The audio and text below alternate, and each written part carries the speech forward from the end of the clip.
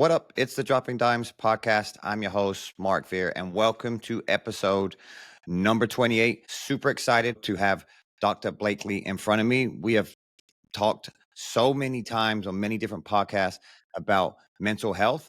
And I was fortunate enough to get with Ben Hart at the factory and connect with you. So I appreciate you coming on and spending time and sharing a lot of information I can think be very, very beneficial to parents and athletes at all different sports, all levels.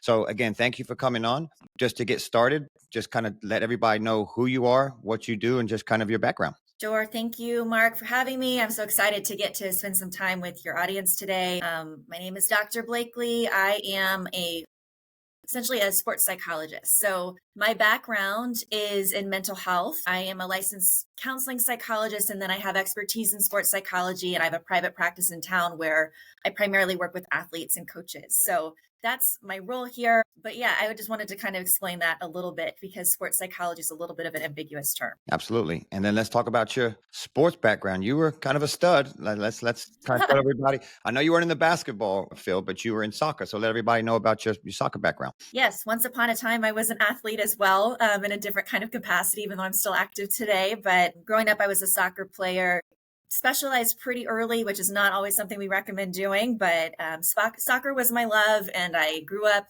here in San Antonio playing. I played club soccer and played at Alamo Heights High School. And I ended up playing D1 in college at Davidson College and had my whole student athlete experience there. At the World Athletics is something I know well. I didn't intend to really work in that sphere after I was done, but here we are. I love it. Thanks for sharing that. All right. So let's kind of dive into this. What inspired you to become a sports psychologist? Sure. Like I mentioned, had a whole experience as an athlete myself, and I enjoyed a lot of success early in my career. I had a really kind of like storied kind of textbook, super fun run my senior year in high school, and had a lot of momentum and confidence going into college. And then I get to college, and it was a bit of a adjustment. I was one of the types of athletes that didn't come in and start right away, although I did have a significant role like playing in games, but there was a lot that I went through in my collegiate experience that exposed some of the challenges that come up for athletes mentally. I didn't know at the time the things I know now. I wish I had had many of the skills that I work on with athletes, but essentially learning how to work with the mind and to understand what's going on instead of the old adage, which is just like push through it. That didn't serve me very well. And as I mentioned, I didn't really go out of college expecting to work in the world of sport. I went directly into a PhD program at Texas Tech University. And it was during my training and experience there that I had an opportunity to work for the athletic department with the student athletes. This was before they had in-house providers as they do now in many of the Power Four schools. And I fell in love with that kind of work. So what's really cool about working with athletes is not so much the glamour of the sport world itself, but you get to work with so many types of people.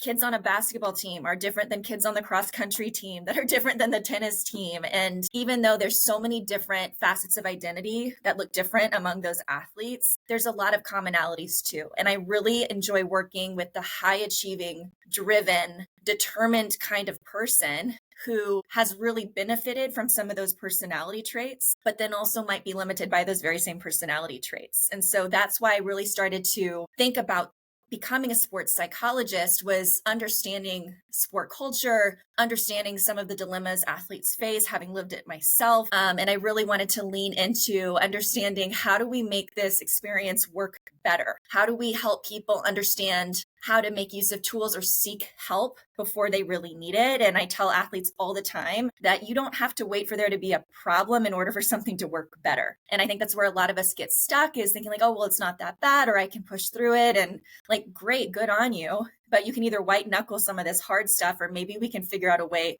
to kind of take you to the next level. So that's why I got really excited about becoming a sports psychologist and really being able to help in that kind of way. Okay.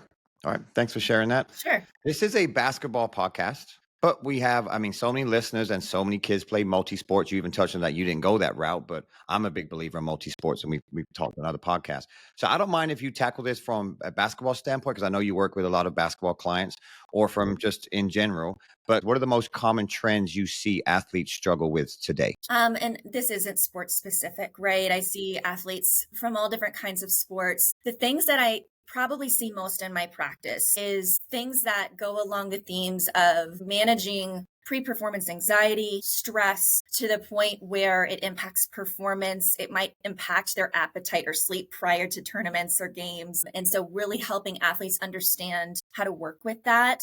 The misconception is I need to get rid of it. I can't feel this uncomfortable anxiety. And that makes all the sense in the world. As humans, we don't want to suffer. We don't want to feel uncomfortable things. But we actually know from the research that when we try to control those experiences or suppress them, they might even rebound more so than what was originally there. And so really helping athletes learn how to work with stress and anxiety is something I commonly do regardless of sport. I'm sure some of the people listening to this podcast and parents will recognize this too. I see a lot of athletes struggle with extremely high standards and perfectionism to the point where they shut down, and their training or their play is so driven by trying to avoid mistakes that they end up limiting themselves and stop pushing. They play small.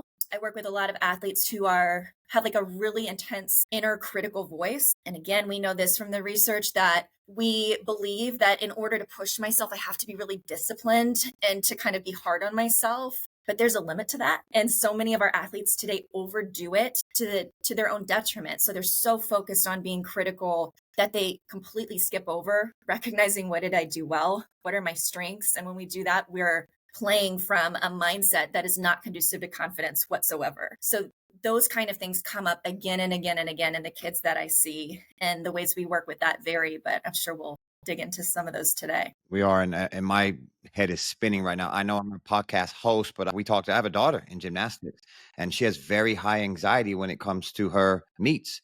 Yes. Great in practice, no problems, can get all of her skills down, and then we go travel, and then we can just see it. So I'm extremely excited for me as a parent, selfishly, and everybody else listening, how much we learn from today. So you kind of touched on this a little bit, but maybe you can dive in a little bit more. Are you seeing athletes more stressed out today, maybe when you were back and possibly playing in high school and college? I think that's a great question. And what we know is stress and anxiety are not new.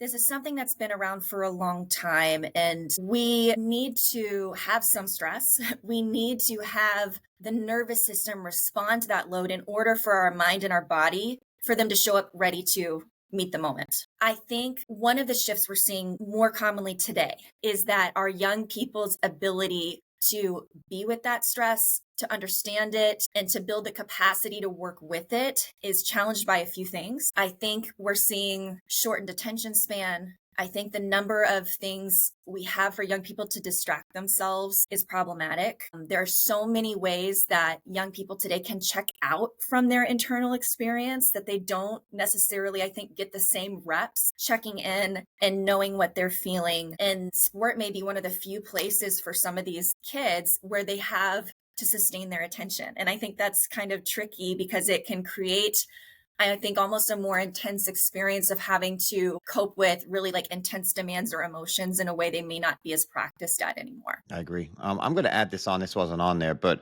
just we kind of talked about what are your thoughts on multi-sport kids? I know it's a little bit off topic, but I'm just curious to know. I'm sure you deal with athletes that do multiple sports. Just your thoughts on that. Let me even think about that. I'm wondering how many multi-sport athletes I have. Here's the thing that's tricky. I feel like, and you will know this much better in the world of basketball than I do, but our youth sports systems, I think, are almost forcing specialization more these days. And we know that some of the most storied, prolific athletes come from multi-sport backgrounds. And if they're truly going to be that talented, that talent's going to be there. It doesn't necessarily, it needs to be crafted. It needs to be developed. Don't mishear me there. But we do know there's a benefit to being able to participate in multiple sports. But I think it's harder to find those opportunities because, as we were talking about, with your kiddo's gymnastics schedule, right? There's not time in the day to do something else at that point. And so I think that's tricky, but there's a lot of benefit to being able to train in different contexts and broaden that kind of athletic ability and to learn from different environments. And I don't know that that's as available today as it used to be. Yeah, that's a great answer. What about from a social aspect? And my daughter dabbles in basketball because I run a basketball gym.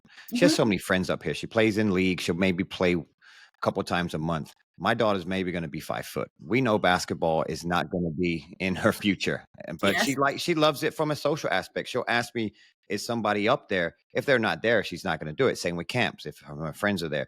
So, what are you seeing possibly from multi sports and just having different pockets of friends? Is that something that is a good thing? I think so. I think it's a really, and I'm thinking about the research here on specifically girls in sport, but there are so many benefits to competing as a part of a team. There's so many life skills that we learn from working collectively towards a goal and having to be disciplined and figuring out cooperation, learning how to lead, learning how to respond after a setback. There's just so many important life lessons embedded in sport. And we see that for girls in particular, for girls in sport, I think if we're looking at women in executive positions, I think the statistic is like 93% of them played sport earlier in life, right? So that, of course, is a correlation, but it's a pretty big number. And I do think sport can be wonderful in broadening our young people's horizons a bit, exposing them to other situations, backgrounds, people. It makes their world bigger. And I don't think that's ever a bad thing. And one of the other things I'll add in here too, because my mind is spinning, is we know that social support is one of the most important things that we can do to help our young people withstand stress. And that's not just for young people. Social support is one of the biggest predictors of longevity across the lifespan. And so I think there's a lot of benefit to kids tapping into sport for that social support reason, even if they're not, like for your daughter's example, going to go through all the way with basketball to the collegiate point. Okay, love it. Sorry, I got another add-on, then we'll go. We'll go. All good. So, what kind of? I'm looking at like what kind of went into my mind was individual sports versus team sports. You kind of touched on it. Does that change how you work with your athletes? If I'm say a tennis player, and that's an individual sport based on a soccer or basketball player, it's a team sport. Are you having different conversations with your athletes? It's a great question. I see a lot of tennis players, a lot of golfers, but also like a lot of pitchers, right? So you can have a very individual role even within a team sport. And then what's interesting too, like you take a sport like tennis, and then I work with a lot of collegiate tennis programs, that becomes a team sport in a certain way for the first Right. time, which is an interesting transition for them. I do think whether you're playing on a team sport or not, you have to take ownership of being an observer and an expert of your own inner experiences. Because even if you have teammates or even if you play doubles and you have a partner there, they can only help you to a certain extent if you don't know how to identify what's going on with your process and then how to respond in those moments. So, whether I'm working with an individual athlete or an athlete who's a member of a team sport, we talk a lot about helping them move from a place of reactivity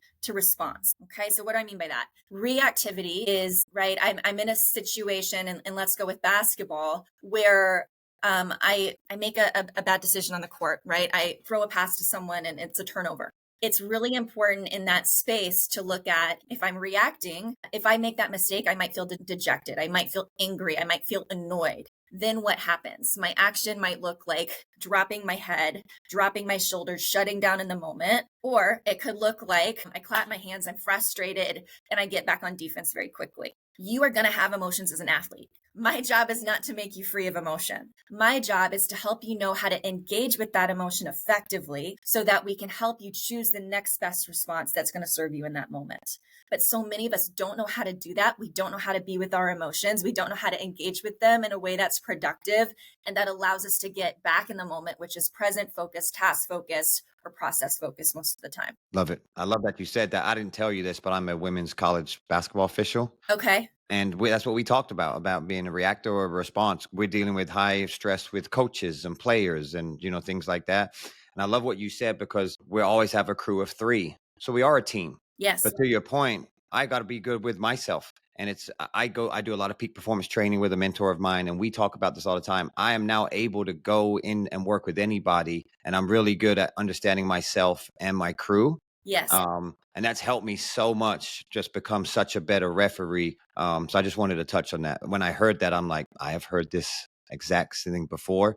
And I think it's Yes. a great message for athletes and parents to listen to. I love hearing you say that. And can I ask you a question? So when you're working to get more to a place of response, Mark, like what is it that you first have to catch within yourself to even have that opportunity? So the first thing I tell myself is I've just got to be a great listener. I think as officials, we immediately want to make a response to a coach, or I want to explain what happened. I've learned so much that I know a coach is probably going to be upset. I mean, half the time one's upset anyway, right? That when Yes. I go over there, I just listen, and I've learned so much that sometimes just listening is my response.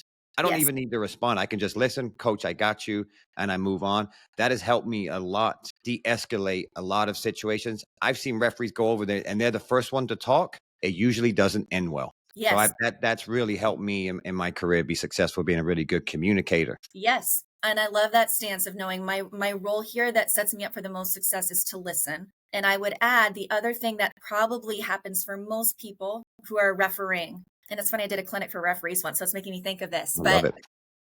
is knowing when I am getting yelled at, which is probably going to happen in this role that you're in, Coach, it right? does. Yeah. I need to understand what happens in my own nervous system when I'm being spoken to in this way. Because depending on your context, you may have family experiences with that. You may have had work experiences or coach experiences with that.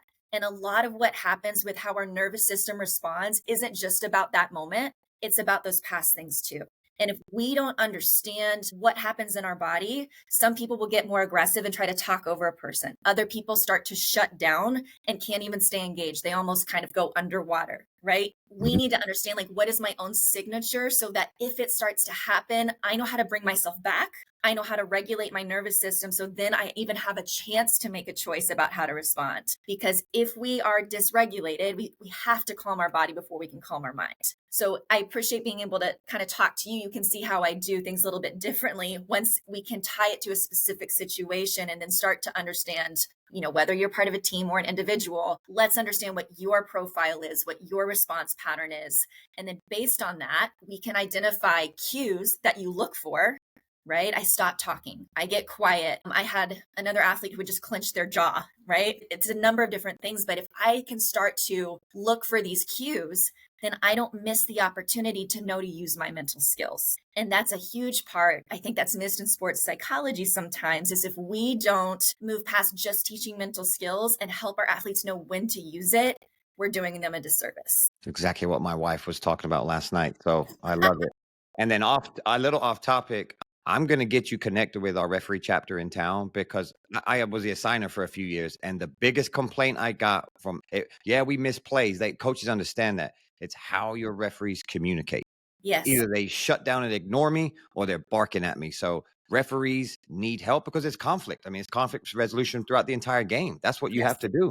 Yes. I'm going to get And you I connected. think for referees too, it's being able to know how do I stay regulated throughout, but also not telling them that they have to accept unacceptable behavior in abusive situations either, and helping them navigate within you're in a very high stress position and how do we help you perform at the best when it is high stakes, and also know when to separate out this is about me versus this coach would do this to any person in this moment. It's not okay, but I don't have to like match that energy. Yeah, it's good. Yeah. I'm gonna get, yeah, that's for another time. I'm gonna get you Sure. connected for sure. Love it. All right, next question. What does a typical day look like for you working with your athletes?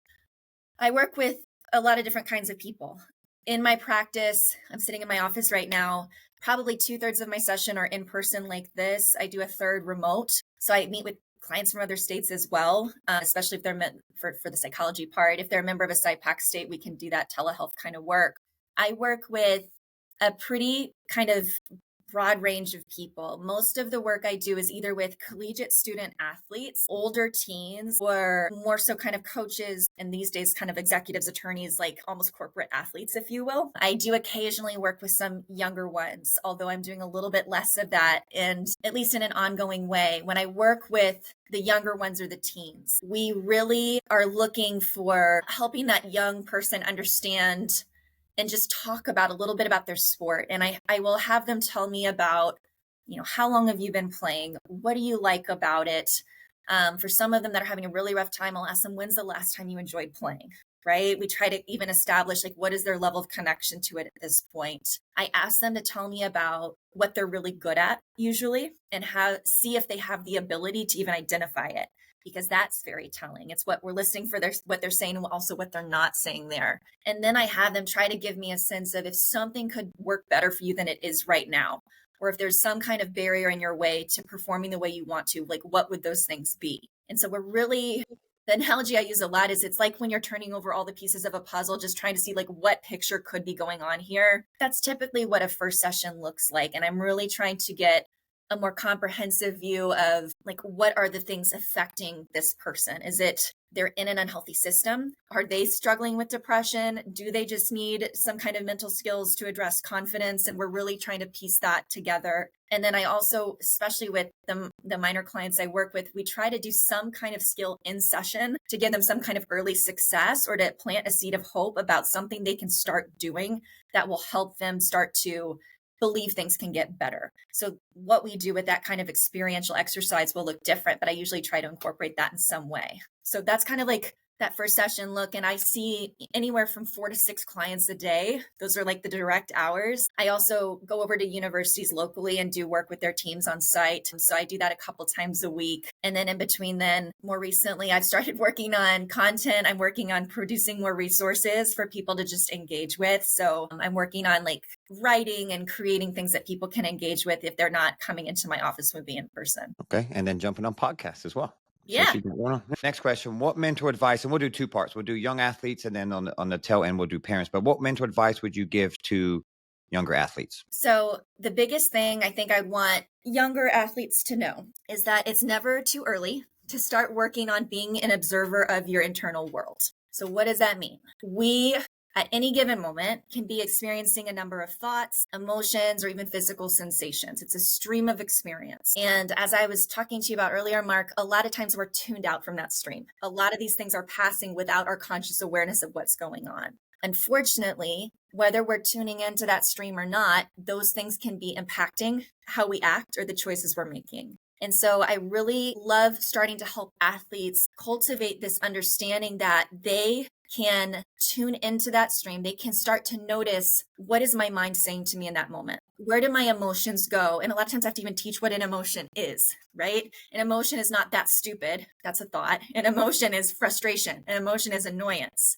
So we work on trying to start to identify, like, what do I think and feel in these different contexts? And then once we can do that, I really work with them to start to develop some psychological distance where they start to learn that thoughts are not facts. Just because I think something doesn't make it true. And when we start to do that, and this is what's so cool about sports psychology, I think. I am nerdy, but I think this is really cool, is when we separate out from a thought, we can start to ask, is what I'm thinking right now helpful to me or not? We are the observer. We have the power to choose whether I continue with that stream of thought or I don't. And when we become the observer instead of just the audience of whatever our mind tells us, that puts us into that response position we were talking about earlier. And so you can do this in any number of contexts. It's not just sport with the kid. It's just helping them start to have opportunities to check on, like, what did your mind say to you when your friend walked out the door like that? What did you feel when you figured out that you got chosen to do this thing in class? It's just helping them start to even try to more specifically put a finger on these aspects that are occurring sometimes outside of our awareness, but we're trying to bring that in where we're able to help them start to make use of this data set in a way that isn't about controlling, but understanding what's happening for them. And then they have a better chance at acting or choosing a way that they want to show up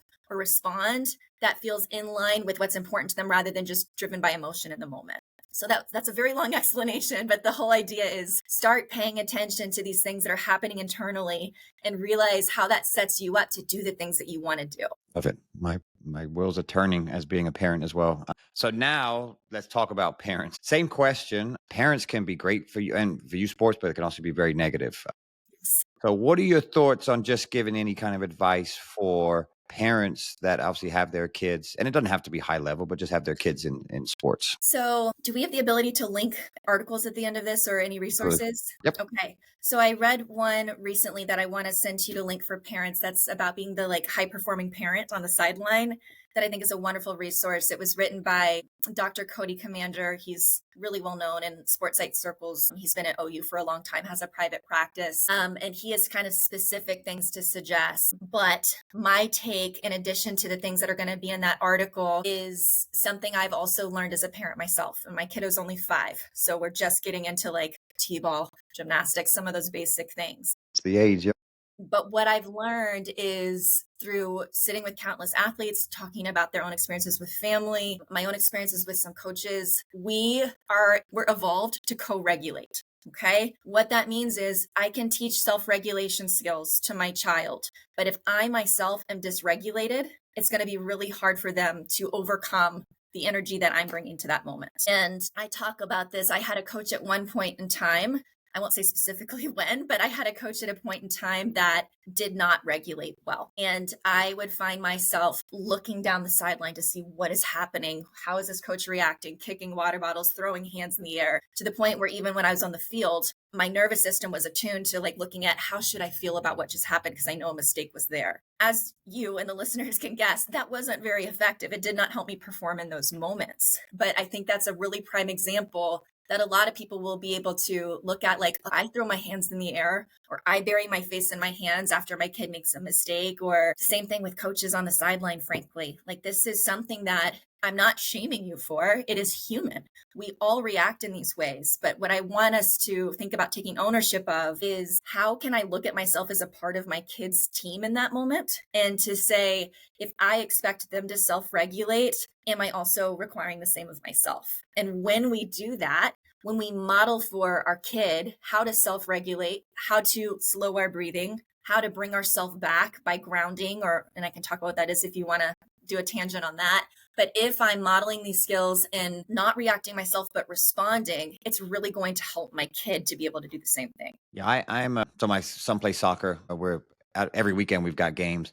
I'm a people watcher. I love to just be on the side and look and watch parents, how kids react. They make a mistake. They immediately look to their parents. I mean, I see it on the soccer field. I see it on the basketball court all the time. I do want to talk about grounding. I'm interested to hear that, but I had an add-on question for we've done on other podcasts about the car ride home. Yes. How that is extremely important when the kid gets in the car, and then it could be just a 10-minute drive home, or it could be you're out of town. I would love to hear your advice on the best ways to tackle that. And most of the time, it's probably when your kid has not had a very good performance. Get in the car, and here we go. I've heard so many different stories from so many different parents about these car rides home and how they can really impact your kid emotionally. Any Yes. advice you have for parents listening, how they can tackle a car ride home? Yes. Great question. I see this circulated in my space a lot too. And there's usually like 2 key responses that are helpful to go to. One is some version of, I loved watching you play, or I enjoyed watching you play today. Another one is, what do you want to eat? So not even related to the game itself. And I think what we're looking at there is we are coming with a relationship first response rather than looking at our role being like, how do I help my kid get better at their sport in this specific moment? And a lot of us, I think, if we personalize it, can relate to, like, if I've had to give a big presentation at work that bombed and someone wants to immediately come to me with all the mistakes I made, am I in the space to receive it in that moment? Absolutely not, right? We're flooded. We're not regulated. We're not going to actually learn in that moment. And it can be really helpful to give that some space. And if you do want to be a part of structuring and helping your kid learn how to reflect on their performance in a way that serves them, it's really important to do it from a collaborative approach. And that can look like before the game even starts, like, hey, how can I best support you after the game today? Would you like some quiet time? Is it helpful for me to tell you what I saw you do really well? And you're essentially like getting their permission. And kids either want advice, usually comfort, or distance. And if you ask them, they'll usually tell you. And so that can be a helpful way to try to understand and involve your athlete in that decision-making process. And when we do that, they're invested, they have some autonomy, they have some choice, they're more likely to stay engaged and listen to what you have to say. The other thing that I'll mention briefly in that article that we're going to link at the end is Dr. Commander says, like, it's not your time to be like an NFL analyst right after the game. Like, you can have all the sport knowledge in the world. It doesn't mean it's going to benefit your child in that moment. And what I see as a psychologist is it's really important for the athletes that I work with to start to build their own ability to reflect on their performance. And so many athletes, even my college ones, don't necessarily do this well. And the way I teach athletes to start to reflect on their performance in a beneficial way is to take a look at first, what did I do well today that I would want to keep doing? So what did I do well today that I want to keep doing? The second one, what didn't go well and how will I address it going forward? And then the third one is, what did I learn? When we do that, it's structured in this way and it's based on AAR, after action review from the military. But what I like about this in the sport world is so many athletes spend 90%-ish of their thinking on all the mistakes they've made. And that is so out of balance and it will not serve you mentally. Right? We're too self-critical. We're too fixated on the things that we want to improve upon or correct in our game. And our confidence takes a hit. You're not helping yourself. Yes, you want to get better, but balance it better. So we start with that, what went well. And I'll say this, I do this with pro athletes. Sometimes when I assign an athlete to work on identifying 3 things that went well about a game, I've had sessions with pro athletes where it'll take us the entire 50 minutes to come up with those 3 things. So our young people struggle with this, but so do the pros. And it's something that we all need to work on. So that's why that one's first. The second one is what didn't go well. And it's not write down a comprehensive list of everything that went wrong, right? It's what's one thing. What's one thing that didn't go well? And part 2, and this is where so many athletes get stuck, is what will you do to address it going forward? The difference here is we're looking at this from a solution-focused lens. And that's what we really want to start to do as athletes, is not replay our low light tape again and again and again. If you're simply describing the problem, you're not doing anything productive. You've got to ask yourself, how would I address this going forward, or what would I do differently next time? So I call it in like acknowledge and adjust. Most athletes are missing the adjust part. And then the third one, what did I learn, is really helpful from a growth perspective. We want to facilitate that growth mindset. We want to have athletes, again, take more ownership of their own development. So rather than only waiting on a coach or a parent to tell them what was important, they're deciding what's important here. How does this relate to the progress I'm trying to make? What is something that I need to maybe work on in practice because that's not quite how I wanted that to go. But they're taking that initiative to start to see, this is what I want my experience to be about. And that's so critical. And it helps us to be resilient, because even if we have a coach or a parent or someone who is coming with a really critical view, we've done that work first, and that can help insulate us a bit psychologically from that negative input. It's a fantastic answer. And so many parents are going to get something out of that. I love it. Do you want to talk about grounding? Sure. So grounding is not a magic wand skill, but it really is helpful in a variety of contexts. So grounding is using our physical senses to bring ourselves back into the present moment. The version of this that I teach most often is helping an athlete recognize when they're either too in their head. And what I mean by that is they might be overthinking. They might be fixated on like the what ifs or what's going to happen in the game today. They might be in a state of anxiety or panic, right? But we're very internal when we're in that kind of headspace. And grounding forces our attention externally. It puts us in a different mental mode that helps us to move through that stuck experience we're having. And so I'll teach an athlete to work on, no matter where they are, looking around themselves and naming 5 different things they can see. So what grabs your attention because of color, shape, whatever feature? What are 4 different sounds you can hear, whether it's inside the gym, outside the gym, wherever, what space you're in? And then 3 things that you can feel.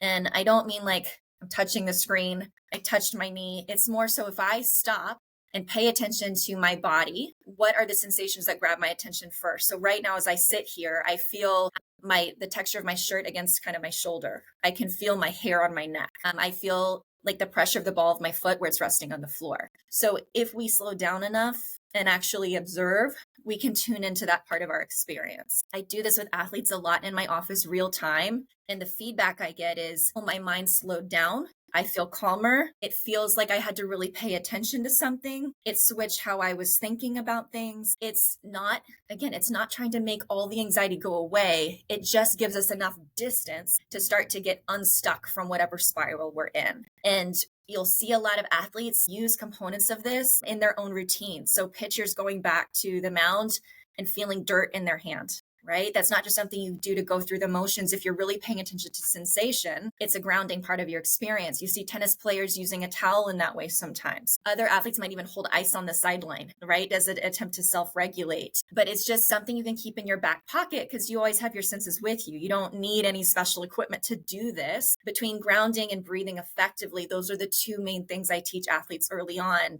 in order to make a meaningful difference in how they're able to regulate when their nervous system is dysregulated. Yeah, I love it. I do a lot of breathing and officiating. If a play didn't go right or we have a high anxiety moment, players have issues, we have technical fouls, we have to give a technical foul to a coach, kick out a fan, whatever. Yes. I've never done grounding though. I'm very interested to kind of do that. I do breathe a lot and I do a lot of self-talk. I have not heard that. I like that. I even have some things going on. Like I'm real big on the way I tie my shoes and do things like that. That could be something for me. But I've always just been a superstitious for one of my playing days. But I'm Right. interested to kind of implement that into my game in this season. And just because every game we having some kind of something when we go to a timeout, we're by ourselves. That's our Yes. internal time. I love it. So it's a very interesting concept. Yeah. It's a useful one. And for those that, again, I'm a psychologist, but I'm not your psychologist. So as I explain these things, not you, Mark, but whoever's listening, Right. these are techniques, right? It's meant for education, but I would love if this sounds interesting to someone, certainly you can experiment with it. But if you feel like you might need some of these things, it's a great, hopefully, invitation to kind of seek your own opportunity to consult with someone. But the grounding is super useful. I like that one a lot. And then probably the number one skill I work on in a first session with teams or athletes is teaching them how to breathe effectively, and not one of these, right? But something that actually engages the diaphragm and slows your breathing to the point where you're signaling your nervous system, we don't need to stay in fight or flight. And so I have a lot of, and I'll mention this at the end, but I have a lot of videos on my Instagram that teach this and talk about breathing in that way if someone's interested in hearing more about that. Yep. I did tag you on a lot of stuff, but I'll absolutely put any links you want in the description when this goes live on Friday. So love it. Okay. Next question. This is going to be an interesting one. So we're talking about pressure. We've talked a lot about the social media, the highlights, and all the stuff that's going on with youth sports, even up to the collegiate level with the transfer portal, NILs. I mean, it is just insane. But there's a Right. lot of pressure on kids today. Do you feel that comes, it could be a combination of both, but just your thoughts on from the athlete, the parents, or possibly the coach or the culture, the environment they're in? What are you seeing with that? It really depends, Mark. I think in my own practice, a lot of the times the people I meet with individually will say that they are imposing the pressure on themselves. But there are certainly contexts that are unhealthy training environments, whether that's because of the culture of the organization, the coaching, and I work with some of those too, but it's important, I think, in those situations to understand, like with the stress that I'm feeling or the expectations, being able to separate out what is a controllable and what is not, and helping an athlete be able to lean into understanding their ownership of their own process, which is if I want X outcome, I can do Y things to make that outcome more likely. And this is a thing that I think people struggle with is they think, all right, if I want to win the district championship, I have to make sure I do these things and that will give me that kind of outcome that I want. When in fact, it's not guaranteed. You can do everything right from a process perspective, but that's not always in our control. It doesn't guarantee an outcome. That doesn't mean that it's not still valuable to put all your investment and your focus in on the process. And I think that's really important, whether the pressure's coming internally is again separating out what can I do about this? How can I prepare? How can I give myself a chance to get recruited or get this deal or position myself the way that I want versus in an environment that may be unhealthy, knowing I can't control this aspect of organizational culture. I can't control if my coach threatens us about this game. Even if that happens, here's what I will do. This will be my process. So the way that we respond can be similar regardless of where the pressure's coming from. Yep, love it. Great answer. Okay. How early should athletes, I guess, could or should start working on their mental game? So as early as you want. Okay. And that doesn't necessarily mean coming to see someone like me, right? What that means is we can work with people really young. Like I have a colleague in the building who works with a client as young as 3 to help teach some of these strategies to regulate. And so when she's teaching essentially diaphragmatic breathing, she's using a pinwheel or bubbles with a kid to teach that longer exhale, because the exhale is the part that signals the nervous system to come out of fight or flight. And that's what a lot of people get wrong. They think I have to take a big breath in and that's what's going to help me calm down. It's not true.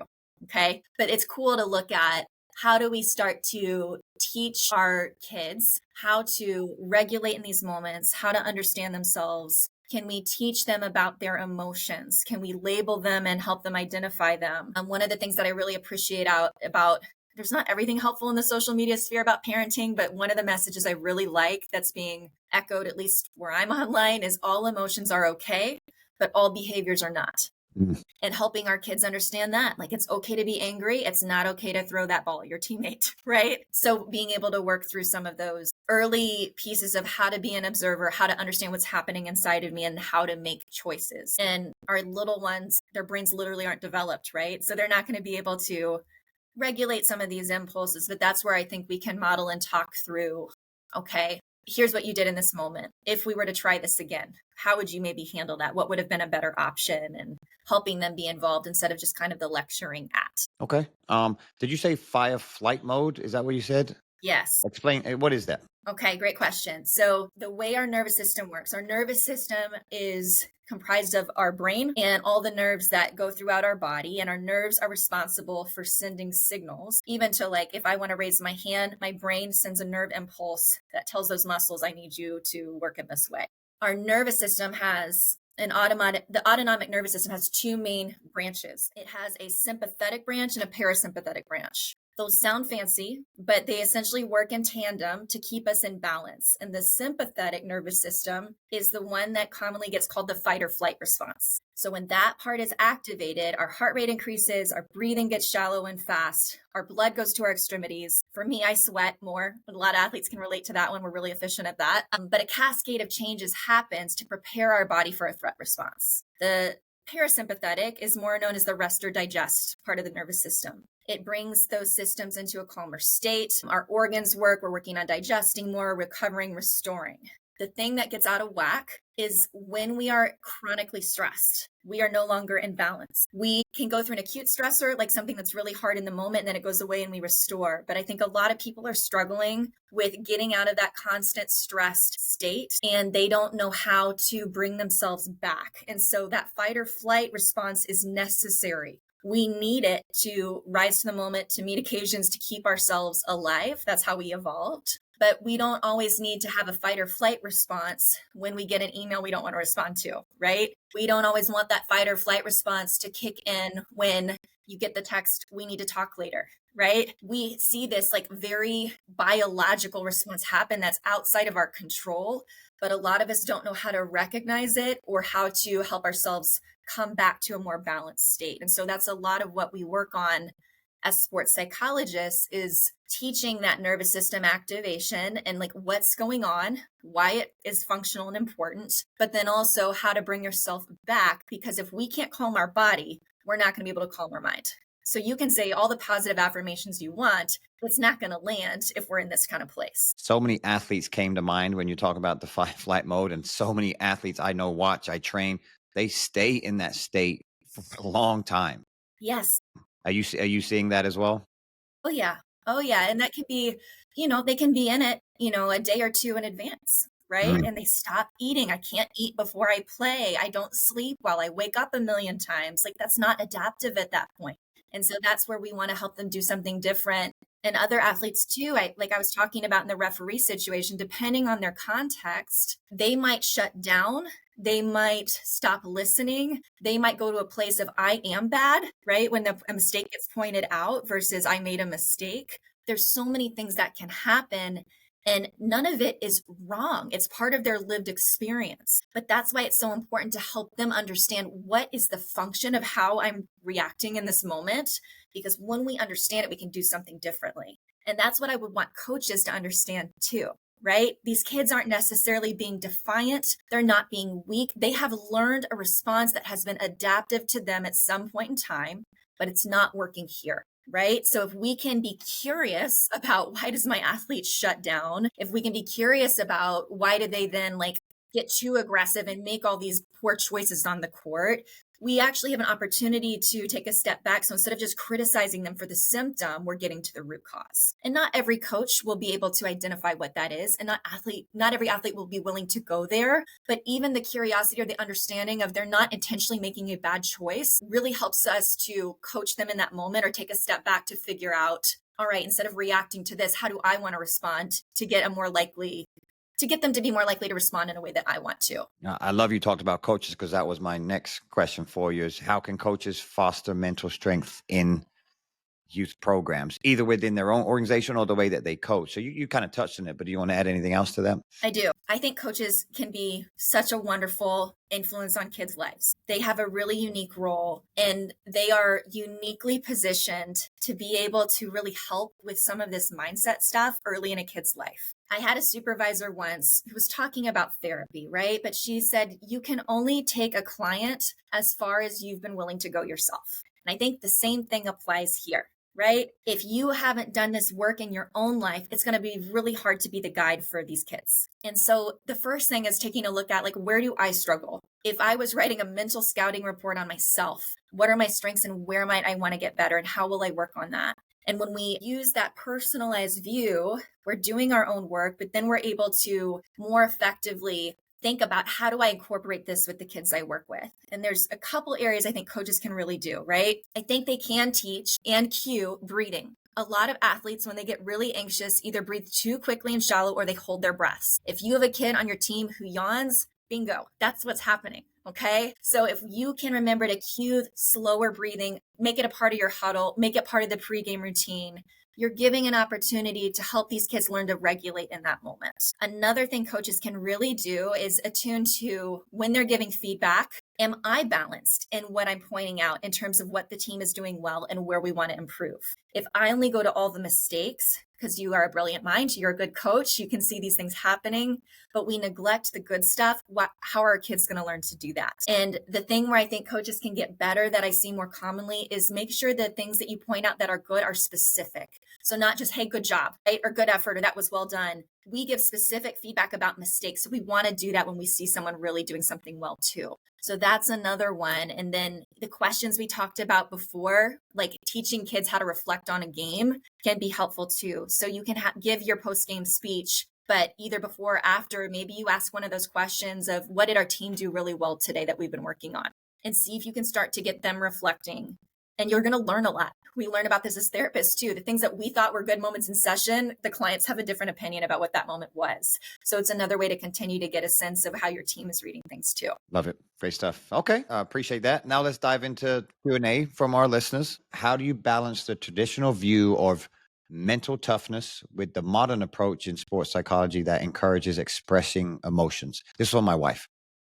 I love it. I love it. And I love this question. There is so much talk about this right now. And for parents or coaches who are really interested in diving into this and learning a little bit more, I recommend a book by Steve Magness, and it's called Do Hard Things. I think it's over on my bookshelf right now even, but it's a fantastic take. And I think the first chapters even deal with this question specifically. And we're looking at the old view of mental toughness, which is more push through, grind through it, don't attune to pain signals, just keep going. The tough people will prevail. And looking at, okay, hold up, does the research actually support that? What we're finding is that that doesn't actually produce high performers, and that strategy can work to a certain extent. But once it stops working, it really fails us. And the way I would reword your wife's question a little bit is, it's not so much about expressing emotions. I would say it's engaging with emotions. So why is that different?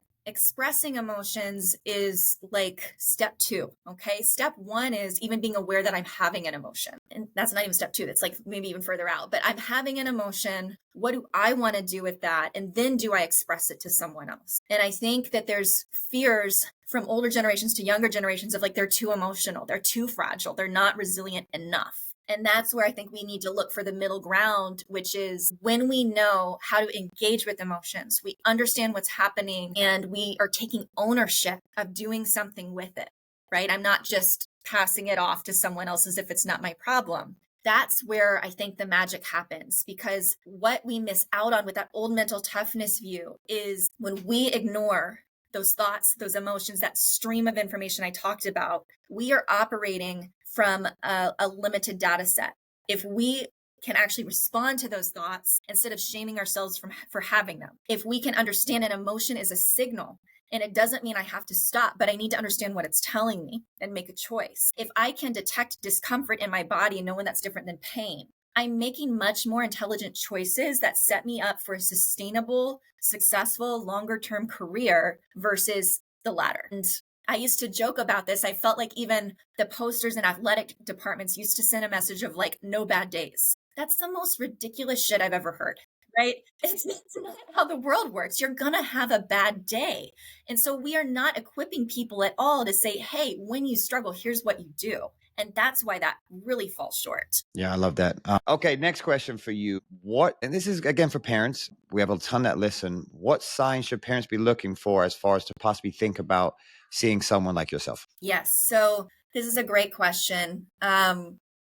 And I really want to come at it from the stance again that having emotions is normal. Learning how to cope with things is normal. When we start to see someone have impaired functioning, so they can't eat, they can't sleep, they can't focus, or they have a really hard time coping with those hard things. So what I mean by that is like those poor performances linger, and it's not like I feel sad for a little bit and I'm able to then talk to a friend or listen to music or take a walk or play, and then I'm back to myself. Once it starts to kind of sit for a long period of time, that's what I think a good indication to say, hang on, they might need a little bit more support to work through these things, to understand what to do differently. I have a lot of parents reach out to me because they either see their kid lose confidence after they've been a confident kid, or they see a loss of joy in sport. And that is more indicative of burnout. And being, in my experience, those kids are too critical and they lose all of the positive aspects of why they enjoy their sport in the first place. So those are other reasons usually people get in the door. And I wish we could get them almost one step sooner than that. But there's still a lot we can do in that space to help that kid.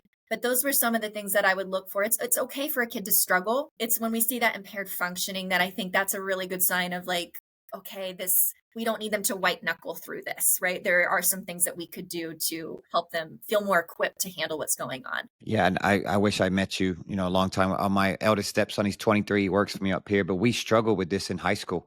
And I bet a lot of parents, I'm going to tell the story and paint you a picture. And I bet so many parents going to do exactly what me and my wife did is that we didn't listen to our kid. It got to the point where he wasn't eating, sleeping, anxiety, losing weight. I mean, it got to that point, but it took us 3 months to listen to him. It was just listen to the coach, just be coachable. Don't worry about it. Just be tough skinned. It's all going to work out. You're just going through some stuff. You got to build a relationship with the coach. And unfortunately, it took us too long. It got to the point where it was him, his anxiety was very high. And Yes. it got to that point for us to notice. I love what you said. I wish we got them earlier. Yes. So I think a lot of parents do that. They're like, we'll figure it out. And then it essentially could be too late. I can tell you to this day, that actual coach walked into our facility and I saw what it did to my stepson. I mean, he went white as a ghost and had to go to the other side. I mean, you could see his anxiety was super high. So he's still Yes. not over it. Yeah.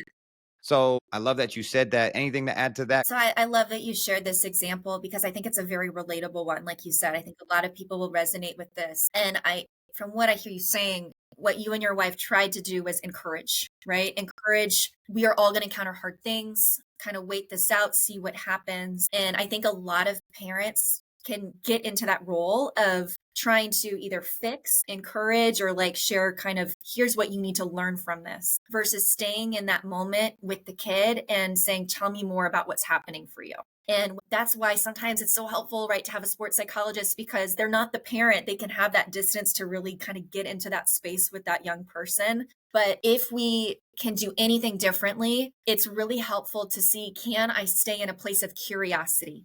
Can I stay in a place of, like you said, as a ref, can I go in listening and see if I can learn something else about what's going on for my kid here? I'm not brand new. Teens don't always like to do this stuff, right? But going in with that stance of saying, I can tell something's different for you. I would love to understand more about what that is, or if you could tell me more about kind of what feels different than it used to, like I want to know. When we do that, it's kind of like people joke about this, but the conversation with a spouse when someone wants just support or like, hey, I get it, and the other person's trying to fix, and it's just like, you don't understand me. We Yep, missed yep. each other entirely. Same thing with a kid there, right? We don't want to come at them with solutions when they really probably just need to be understood or heard. So that's the biggest thing I would say. If you notice some of this going on with your own kid, try to come to them with that desire to understand and curiosity, and your child will feel that change in stance. And you can even communicate, if you can't talk to me about this, I think it's important you talk to somebody. Great advice. Next question. How can parents strike the right balance between allowing their athlete to navigate this space independently and avoid being too overbearing? And I'm talking about like sending them to you. So I bring my child to you, and then how much am I involved? Some parents being very high maintenance. I'm a low maintenance parent. I work very hard to do that with my kids in sports. But, Yes. what are you seeing in that kind of from that aspect? That's a great question. And my honest response is it varies, especially depending on the age of the kid. So I have some teen clients who come to see me who share very little with their parents about what we do in session. I have other ones that are younger. I have a current client who attends with one of his parents, and I've seen him long enough that it's not a nervousness thing. It feels like it enhances his experience to have that parent there, and we can all share information and talk through things together. The other kind of setup that probably is the most common for some of these teens or younger teens is sometimes I'll have a client come and they in the first session have their parents stay for the first 5 minutes to share anything that feels important, and then I work with that client alone. And then if the kid feels like it's helpful, we'll invite the parent back in, and the kid will explain, here's the most important things we did in session, or here's what I'm going to work on. And that serves two purposes, right? It can help the parent understand, like have a glimpse into what their child might be struggling with and how we're talking about it differently. So not only like what is the child working on, but it helps them reflect on like, I might be feeding into this. Here's how I might ask questions differently or kind of structure how we do the day differently because of what I hear them working on. It also serves the purpose for that young person to practice like that deepened focus and attention, because if they're able to summarize what happened and teach it to their parent, they've retained the information better. So it's another opportunity for me to work with that kid to understand more deeply like what it is that we're trying to really hone in on. And so I like that model. I've been very fortunate. Parents have been so generous about trusting their children, like to me, to be helpful. And it's so important, I think, for these kids to have their own space. But I really do work with that kid. If I think there's something that's important for the parents to know, I'll let the kid know that. And it's still a choice. But then I'll say, do you want us to bring mom or dad in here to hear this, or would you like me to call them later and kind of tell them X, Y, and Z? And we really make a collaborative plan together to figure out like what would work better here and how do we make that happen? Yeah, I love that. And what comes to mind from like a coaching aspect as well is just every kid is different. You have to build relationships with that kid and get to know them. And I think a lot of coaches do struggle. I do watch a lot of coaches. They just treat the same. They have the similar relationship with every single kid. And I Yes. think that's what I've learned, especially when I had kids. I've actually got a lot better in building relationships and kind of getting to know my athletes a lot more. So I love that you said that. Great stuff. All right, last question to close out. All right. I want to promote you. I mean, this has been phenomenal. And I'm even looking at it from my athletes and all the athletes I know. I mean, so parents listening, what is the best way they can get in contact with you if they're interested in working with you and all the great stuff that you got going on? Sure. I appreciate that, Mark. There's a couple ways to get in touch with me, and I'll talk about those. But the thing I want to plug first is I am working right now on a free resource for kids and parents of kids around confidence. And I'm putting that together. And the way that you can get that resource is by signing up for my newsletter.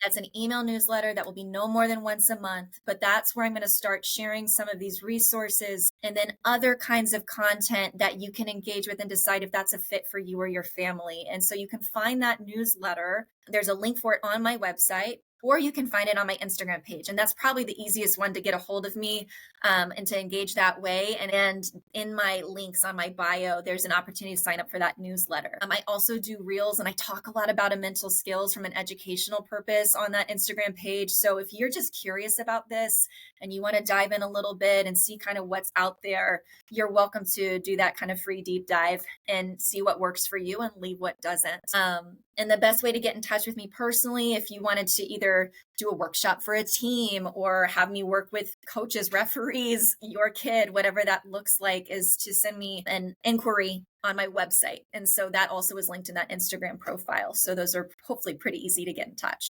I will put everything in the description. I will put it all over my social media emails. I will make it very easy access for all the listeners on there, just to click on some links and then send some people your way. I love this. This has been so impactful for me. All the podcasts I've done, this has hit different based on that. I am also a parent struggling going through this.